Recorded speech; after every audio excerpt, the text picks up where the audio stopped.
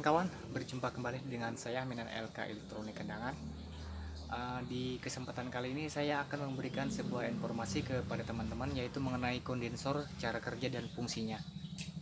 Jadi di sini di belakang saya sedang mengganti kondensor ya teman-teman. Dimana kondensor di sini di bagian ini bodi ya, di bagian bodinya mengalami kebocoran. Biasa merupakan kasus yang sering terjadi ya teman-teman mengenai kebocoran di kondensor, jadi bukan hal yang baru lagi, dimana di pasaran sudah disediakan seperpatnya seperti ini. Jadi di sini saya akan menjelaskan kepada teman-teman cara kerja dan fungsi kondensor ini.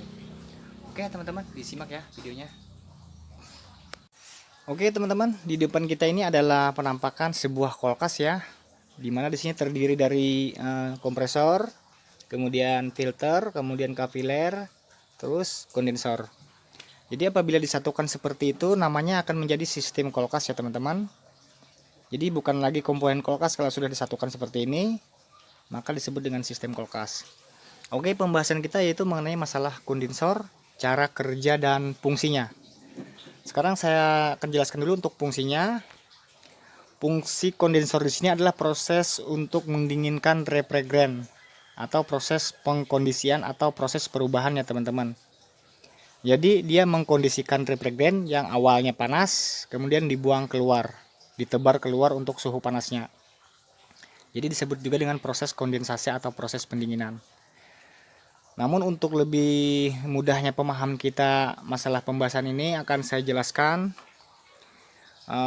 fungsi keseluruhan dari ini sebenarnya untuk melakukan perubahan ya teman-teman, bukan hanya untuk melakukan perubahan suhu tinggi ke rendah, tetapi juga melakukan perubahan tekanan dari tinggi ke rendah, kemudian dari wujud gas ke cair. Jadi di sini lebih utamanya saya menyebutnya dengan proses perubahan ya teman-teman. Namun pada dasarnya memang pendinginan atau kondensasi.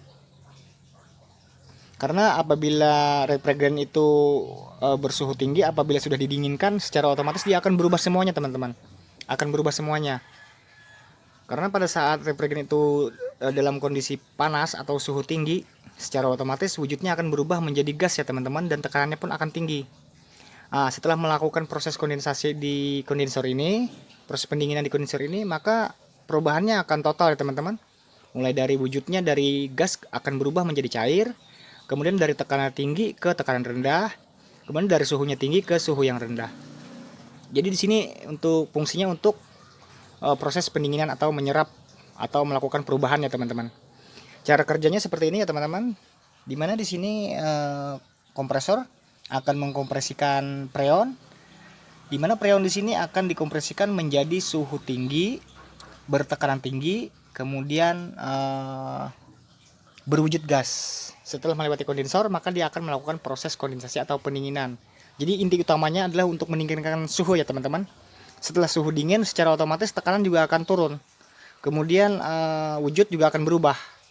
Jadi lebih utamanya saya sebutkan perubahan ya teman-teman. Untuk melakukan perubahan ya, untuk fungsinya dan cara kerjanya sudah saya sampaikan tadi, sudah saya sebut. Jadi kemungkinan menurut saya, pemikiran saya seperti itu ya teman-teman, agar lebih mudah menurut saya untuk dipahami ya mengenai fungsi dan cara kerja kondensor ini. Oke teman-teman, sekian ya informasi yang bisa saya sampaikan, semoga bermanfaat sehingga bisa menambah pengetahuan kita di bidang kulkas, akan lebih baik lagi ke depannya. Jika ada pertanyaan silahkan ditanyakan di kolom komentar, dan jika ingin menambahkan atau kritik dan saran saya tunggu di kolom komentar juga.